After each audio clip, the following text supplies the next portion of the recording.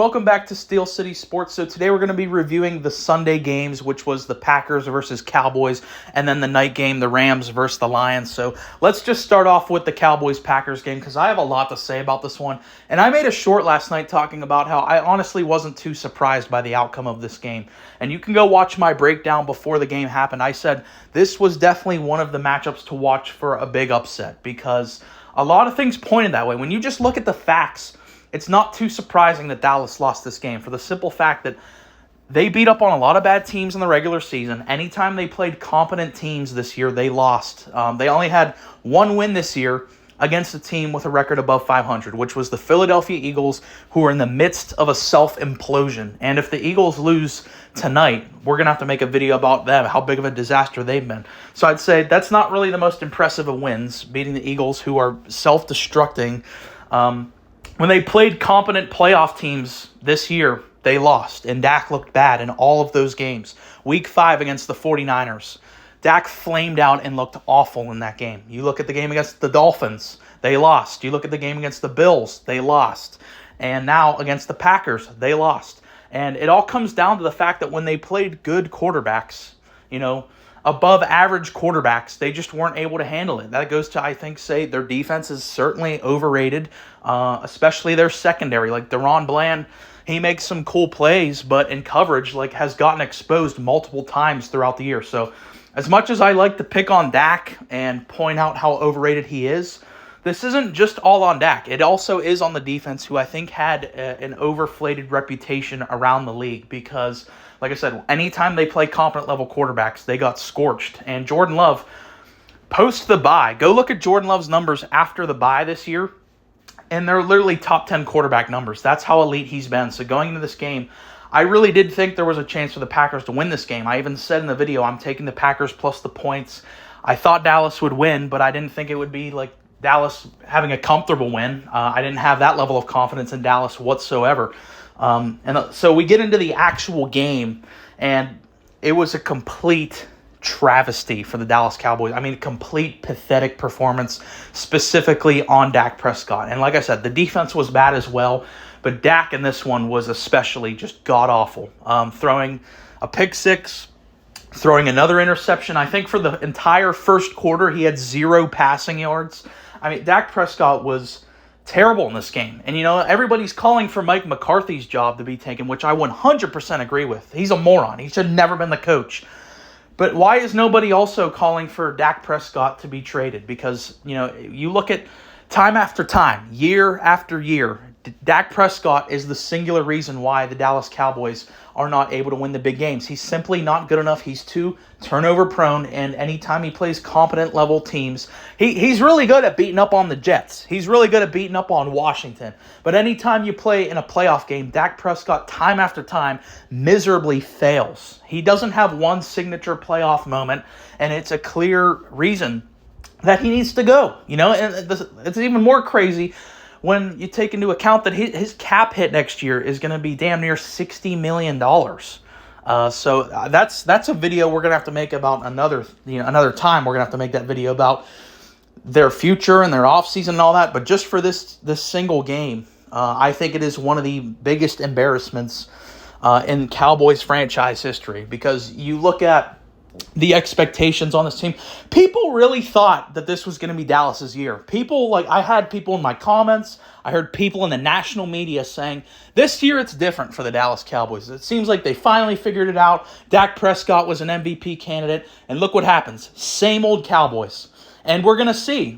Are people finally going to learn from this? I don't think so, because this has been the Cowboys' MO for years now, is to beat up on the shitty teams in the regular season, get to the postseason, and embarrass themselves. But nobody ever seems to learn. So I'm hoping now that we saw that happen, people are finally going to realize this is nowhere near a contending team. They're held back by their quarterback. They're overrated at every position just for the simple fact they wear that star on their helmet. That's all it comes down to.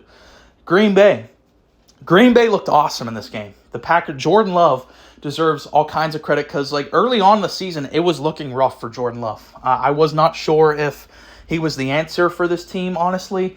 But then, like I said, post-bye, I don't know exactly what happened. I don't know how you can flip a switch like that so quickly to go from, I don't know if you belong as an NFL starter, to, I think, a top 10 NFL player at your position. Because his numbers back that up post-bye, and he was sensational in this game. He had a perfect game. I think he only missed 4 throws in the entire game, had 3 touchdowns, 0 interceptions, over, I want to say, I can't remember exactly how many yards he had. I want to say like 274. Does that sound right? Let me know in the comments. But he was sensational. Aaron Jones was effing phenomenal in this game with 3 touchdowns and like breaking tackles left and right. He was incredible in this game. So as much as I made this video about bashing on the Cowboys, we also have to give the Packers their credit as well, because they were incredible. And going back to my breakdown, I think this is the thing that I got the most right about the breakdown was the coaching matchup, because I said this was one of the clearest advantages for the Packers is their head coach, Matt LaFleur. I trust him 1,000% more than I trust Mike McCarthy, and I think that's ultimately what it came down to. I mean, Matt LaFleur just coached circles around Mike McCarthy, and Mike McCarthy will be fired.